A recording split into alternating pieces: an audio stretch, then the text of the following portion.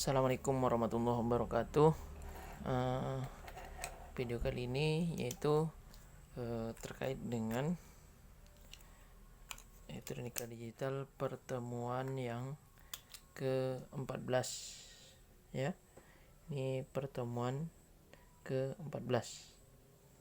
Berarti ini pertemuan terakhir kita selama masa pandemi ini ya. Artinya ya, inilah video tentang pertemuan terakhir untuk semester ini ya. Seharusnya ada 2 materi lagi, cuman kemarin dikarenakan kondisi pandemi ya, saya juga banyak mempertimbangkan kondisi ya. Jadi saya harap ini cukuplah sampai di sini pertemuan ini ya, terkait dengan elektronika digital. Baik, materinya yaitu tentang rangkaian kombinasi, di mana nanti di dalam rangkaian kombinasi ini kita akan melewati beberapa prosedur perencanaan ya. Prosedur perencanaan ini yang dimaksud adalah bagaimana kita merencanakan macam-macam rangkaian kombinasi ya. Rangkaian kombinasi yang di sini yaitu nanti dimulai dari prosedur pernyataan masalah yang direncanakan. Jadi apa sih yang mau saya buat gitu ya, itu yang utamakan. Terus setelah saya mengetahui apa yang mau saya buat, maka saya bisa menetapkan jumlah input outputnya, variabel input outputnya ya, sesuai dengan masalah yang ingin saya rencanakan tadi ya, masalah desain yang ingin saya rencanakan. Selanjutnya, setelah mengetahui jumlah input outputnya, maka saya akan ya gunakan simbol apa yang digunakan untuk masukan, simbol apa yang digunakan untuk keluaran ya, itu bebas bentuknya. Dari situ selanjutnya dilakukan penurunan tabel kebenaran ya. Artinya nanti buat tabel kebenarannya bagaimana ya. Terus nanti ada pernyataan booleannya dari masing-masing, yang paling sederhana dari masing-masing keluaran. Jadi akan dibuat persamaan aljabar booleannya ya. Lanjutnya nanti setelah jadi persamaan, maka akan muncul rangkaian logikanya seperti apa ya, dari desain yang kita inginkan itu. Pada bagian awal ini ya, ada namanya encoder. Ada encoder, ada decoder ya. Encoder itu lawannya decoder ya, atau decoder lawannya encoder ya. Nanti gimana encoder, gimana decoder, di slide ini hanya ada encoder, nanti decoder saya jelaskan. Jadi encoder ini adalah rangkaian kombinasi yang mengkonversi input ya, mengkonversi informasi biner dari 2 pangkat n atau kurang pada line input ya, ke n line output. Perhatikan itu ada 2 pangkat n ya, atau kurang ya, bisa lebih kecil itu. Jadi jika punya 2 pangkat n input, maka outputnya sebesar n. Jadi ada misalnya 2 pangkat 1 input, berarti ada 2 pangkat 1 sama dengan 2, berarti kan 2 inputnya, jadi outputnya ada 1 gitu. Kalau 2 pangkat 2 berarti kan 4 inputnya, berarti maka outputnya ada 2 ya, begitu maksudnya. Contoh ya, kita langsung ke contoh saja. Gimana sih sebenarnya rangkaian kombinasi itu? Sebenarnya di rangkaian kombinasi ini kita mau buat tentang apa sih gitu ya. Ya, pertama ini karena kita membahas tentang encoder, jadi yang mau kita buat encoder. Jadi dari bilangan-bilangan yang kita ketahui, yaitu ada desimal, biner, oktal, hexadesimal ya. Itu bisa kita buatkan encodernya ya. Contoh ini. Jadi encoder oktal ini terdapat 8 line input masing-masing untuk sebuah digit oktal ya. Jadi 8 line input ini yang menggambarkan sebuah digit oktal, dan 3 line output yang menghasilkan bilangan biner. Ini sesuai ya, 8 ini kan hasil dari 2 pangkat 3. 2 pangkat 3 sama dengan 8, maka 3 itu untuk outputnya, ya. 3 itu untuk outputnya. Jadi nanti 3 line output ini menghasilkan bilangan biner yang sesuai dengan input yang diberikan, ya. Pada satu saat hanya satu input yang bekerja atau bernilai 1. Jadi setiap ada kondisi masukan, hanya ada satu masukan saja yang bekerja, atau artinya bekerja itu bernilai 1, ya.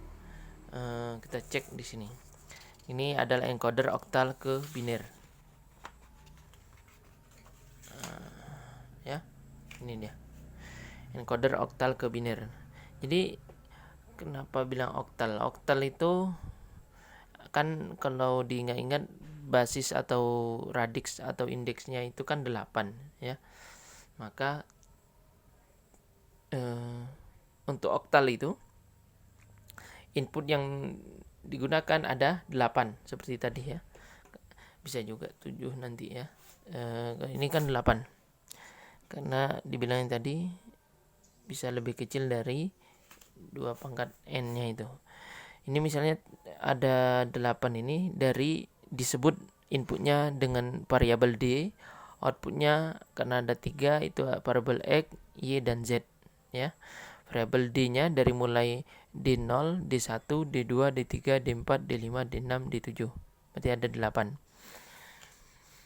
Jadi yang dibuat di sini, ya, seperti pernyataan tadi, hanya ada satu input yang aktif, yang lainnya tidak aktif. Maka hanya pada saat yang pertama hanya D0 yang aktif, D1 sampai D7-nya tidak aktif atau nilainya 0.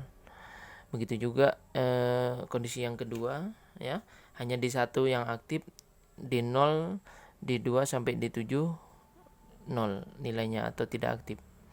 Dan seterusnya sampai D7. Dan outputnya, karena ini oktal ke biner, karena ini adalah 3 output atau 3 kombinasi output, ya, sesuai sama kondisinya. Karena dia oktal itu adalah basisnya 8, terus ada 8 input yang digunakan untuk mencirikan bahwa ini adalah oktal yang satu, oktal yang kedua, yang ketiga dari D2 oktal sampai oktal yang ke-8, ya. Ya, kombinasi oktal yang ke-8 itu ada di D7, maka outputnya itu adalah urutan biner, ya. X, Y, Z-nya ini adalah urutan biner biasa. Coba kita perhatikan, ya. X, Y, Z mulai dari 0, 0, 0, 0, 0, 1 untuk D1-nya yang 1, untuk D2-nya yang 1 ini hasilnya adalah 0, 1, 0. Ini 011 ini untuk D3-nya yang aktif, ya. 100 ini kan D4-nya yang aktif. 101 ini D5-nya yang aktif. 110 D6-nya yang aktif. 111 D7-nya yang aktif. Artinya input ke-7 yang aktif. Hanya begitu saja. Jadi bagaimana kalau decoder, ya? Decoder itu cuma kebalikan aja, misalnya biner ke oktal. Kita tahu oktal itu tadi basisnya 8, maka tinggal dibalik aja, biner ke oktal itu, ya, decodernya adalah, misalnya kita buat input binernya adalah D0, D1, D2, ya. Tapi urutannya biner tetap ini 000, 001, 010, maka output oktalnya adalah misalnya MNOPQRST misalnya, ya. Ini MNOPQRST misalnya, ya. Nah, hanya itu aja yang jadikan output oktalnya. Jadi output oktalnya gimana? Ya udah, output oktalnya ya 1 nih. Pada M nanti nilainya 1, yang lainnya 0. Pada N maka outputnya yang ini 0, ini tinggal 1. Ya, selanjutnya begitu. Jadi satunya beriringan sampai di bawah ini. Begitu juga sebenarnya kalau decoder biner ke oktal. Ya, seperti itu. Bisa seperti itu ya. Saya harap bisa dipahami. Terus pada slide selanjutnya itu ya, ini masih karena encoder oktal ke biner tadi ya, dimasukkan persamaannya ya. X itu bernilai 1 pada mana saja kan gitu ya.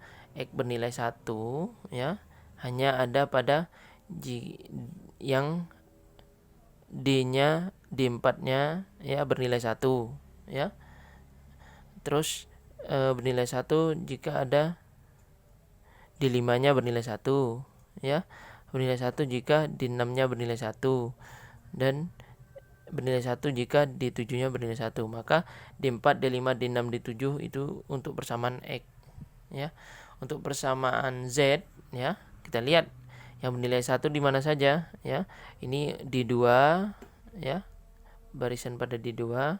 Terus ini D4 ya, barisan pada D3 ya, pada barisan D3. Ini berada pada barisan D5 ya, dan ini berada pada barisan D7. Itu ini D1, D3, D5, D7. Dan Y-nya yaitu bernilai 1 hanya ada pada D2 ya, D3, D6, D7. D2, D3, D6, D7 ya. Maka rangkaian logikanya adalah rangkaian OR untuk X-nya itu adalah D4, D5, D6, D7. OR untuk D4, D5, D6, D7. Ini X. Untuk Y-nya yaitu D2, D3, D6, D7. D2, D3, D5 ya. D2, D3, D6, D7. D2, D3, D6 ya, D7. Dan yang Z-nya D1, D3, D5, D7. D1, D3, D5, D7. Itu untuk rangkaian Z-nya ya. Saya harap bisa dipahami. Nanti kita lanjutkan ke multiplexer. Untuk multiplexer ini yaitu ya, rangkaian yang berfungsi ya. Nanti rangkaian ini berfungsi untuk memilih satu di antara beberapa input. Jadi pastinya lebih dari satu input yang ada. Terus dari satu atau ya, dari 2 atau lebih input itu ya, itu menghasilkan satu output saja ya. Jadi kalau multiplexer itu dari banyak input tapi yang keluar atau yang menjadi output hanya satu. Terus yang mana satu yang menjadi output ya dari beberapa input itu ya, maka dipilih menggunakan select input ya. Jadi outputnya itu nanti pemilihannya ya, logika output itu ya dipilih ya bersesuaian dengan select inputnya ya, untuk memilih line input mana yang akan diteruskan ke line output ya. Jadi dari beberapa output itu ya, menggunakan select input nanti yang namanya S, dilambangkan dengan S, dan dari itu digunakan untuk memilih input mana yang akan diteruskan menjadi output ya, begitu. Jumlah select input tergantung dari jumlah input data input ya. selectnya itu bergantung dari jumlah inputnya, data inputnya. Misalnya multiplexer 2 × n masukan, maka butuhnya adalah sejumlah n select input, ya. Misalnya ada 4 input, maka 2/2 adalah 4, maka selectnya sebesar 2. Kalau inputnya ada 8, ya, inputnya ada 8, berarti 2/3, ya, maka selectnya ada 3, ya. Begitu. Contoh di bawahnya ini adalah multiplexer, ya, untuk 4:1. Jadi inputnya 4, outputnya 1. Dengan diagram bloknya seperti ini, ya. Ini dilambangkan atau dituliskan dengan mux 4:1. Jadi di sini ada D0, D1, D2, D3. D0 sampai D3 ini adalah bagian input. S1 sama S0 ini adalah selectnya, ya, atau pemilihnya. Nanti apakah D0 yang keluar ke Y, D1 yang keluar ke Y, atau D2 yang keluar ke Y, atau D3 keluar ke Y, itu dipilih berdasarkan S-nya ini, ya. S ini itu yang kita desain atau yang kita atur. Atau kita sendiri yang akan memilihnya. Dari situ, ya, contohnya ini. Saya tadi punya input multiplexer 4:1, berarti ada 4 input dan 1 output, ya. Outputnya di sini kita sebut dengan Y, dan inputnya ini ada sebut D, yaitu D0, D1, D2, D3, ya. Kita tulis berlawanan, yaitu D0, D1, D2, D3, ya.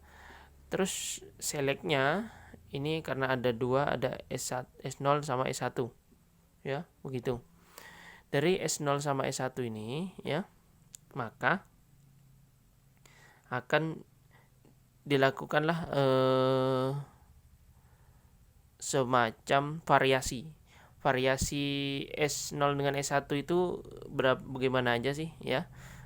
Seperti karena dia cuma 2 input, ya, cuma ada 2, maka begini, 2 kali 0 sama 0-nya, ya, 2 kali 01 01-nya, ya, itu selectnya. Kenapa sama-sama 0 ini? Kenapa kok 2 kali dia 0-nya, ya? Lihat di bagian inputnya, ya, bagian data yang akan masuk. Ini ada datanya ini pada D0 contohnya. D0 ini ada 2 kondisi. Baik itu inputnya 0, maka outputnya 1. Yang kedua inputnya 1, keluarannya juga 1, karena dia sama dengan input. Jadi ketika saya ingin memilih D0 sebagai output, maka selectnya saya harus atur S0-nya 0, S1-nya 0. Begitu. Jadi kita akan desain bahwa untuk S0-nya 0, S1-nya 0, maka yang keluar adalah data pada D0. Dan data D0 ada 2 bentuk atau 2 kemungkinan. D0-nya bernilai 0, maka keluarannya 0, atau D1 D0-nya bernilai 1, maka keluarannya akan 1. Itu maksudnya. Selanjutnya untuk keluaran D1 kita akan menggunakan selectnya S0-nya 1, S1-nya 0, ya. Atau S1-nya 0, S0-nya 1. Jadi kita dengan merubah S0-nya jadi 1 aja, hanya S0-nya jadi 1, maka kita sudah merubah atau mengalihkan, ya, input, ya, output yang keluar adalah input dari D1, ya. Dengan inputnya 0, keluarannya 0, inputnya D1-nya 1, maka keluarannya juga 1. Dan untuk memilih D2-nya yang keluar, maka S1-nya 1, S0-nya 0, ya. Gantian, tadi S1-nya S0-nya yang 1, sekarang S0-nya yang 0. S1-nya yang 1. Dan untuk memilih D3, data dari D3 ini, maka dipilih 1 ya. S0 nya 1, S1 nya juga 1, maka data D3 yang akan keluar di output ya. Jadi selanjutnya dari sini ya, nanti kalau demultiplexer, ini kan multiplexer nih, output banyak, input 1 ya. Kalau demultiplexer tinggal berlawanan aja, outputnya 1, inputnya 1, outputnya banyak ya, tinggal dirubah aja. Misalnya inputnya cuma 1, yaitu D1 atau D saja, inputnya 1, maka selectnya ya 1 aja, karena selectnya 0, karena 2 pangkat 0 kan 1 ya. Selectnya tidak ada, bahkan nilainya ya tidak ada di select, maka cukup D1 aja kalau di multiplexer. Nanti di multiplexer ini maka misalnya inputnya hanya D saja, D 0 0, apakah 0 1 ya, nanti outputnya tinggal dipilih ya, bisa Y ya, bisa Y nya, bisa apanya, outputnya adalah PQRS misalnya ya, PQRS yang bisanya P1, yang lainnya 0 ya, nanti key yang 1, yang lainnya 0 ya.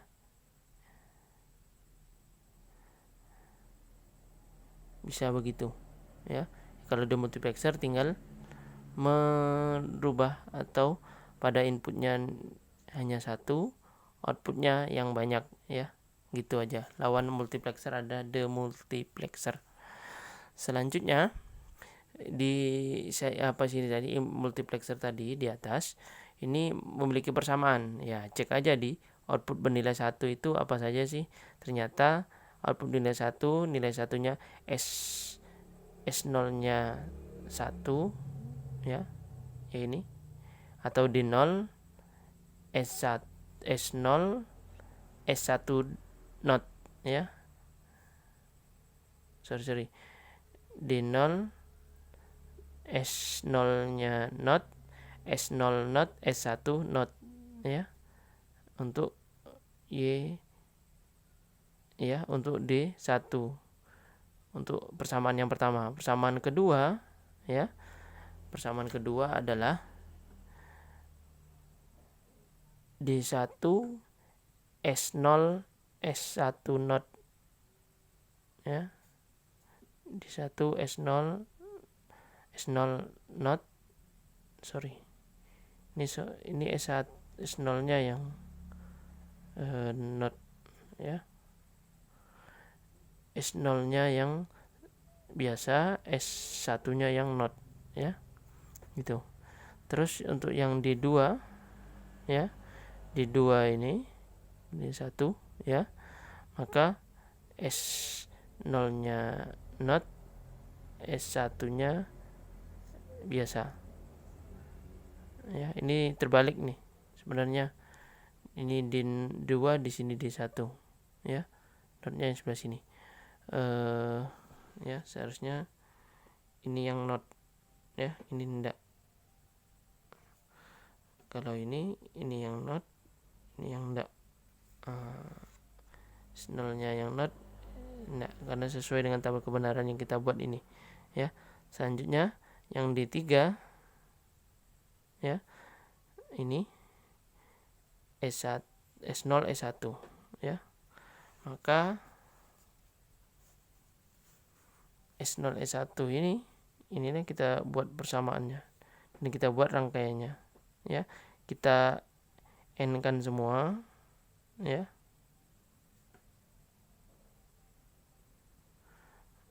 Ya, ini nen dinotkan sebenarnya jadi n gitu ya, ini nen, jadi n akhirnya keluaran n itu di or kan ya, begitu. Inilah bentuk rangkaian logikanya yang di sini terdapat enable-nya. enable-nya ini bisa diberikan, bisa tidak, ya.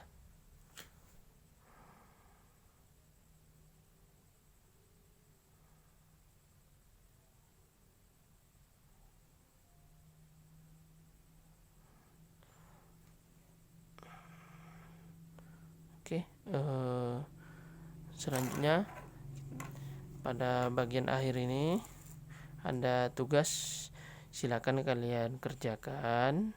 Nanti kalian kumpulkan berserta dengan ya ini dikumpul 1 minggu setelah pertemuan yang terakhir, ya. Kalau ini rencana saya minggu depan sudah pertemuan yang ini, ya. Nanti di apa ini, nanti saya kabari lagi kapan ngumpulnya. Yang jelas kalian sudah ngerjakan yang ini, encoder desimal ke BCD, decoder biner ke oktal, decoder BCD ke desimal, decoder access tree ke desimal, demultiplexer 1 ke 4, ya. Rangkaian kombinasi yang menerima bilangan 3 bit dan menghasilkan keluaran bilangan biner yang besar pangkatnya 2 yang besarnya pangkat 2 dari masukannya. Ya, ini tidak usah. Yang poin ini, yang ini juga tidak usah, ya. Hanya ada 1, 2, 3, 4, 5 aja sampai demultiplexer 1 ke 4. Oke, saya harap bisa dimengerti. Terima kasih kerjasamanya selama ini. Mohon maaf dengan segala kekurangan terhadap video ini. Terima kasih atas partisipasinya. Jangan lupa komen kehadiran di Google Classroom. Assalamualaikum warahmatullahi wabarakatuh.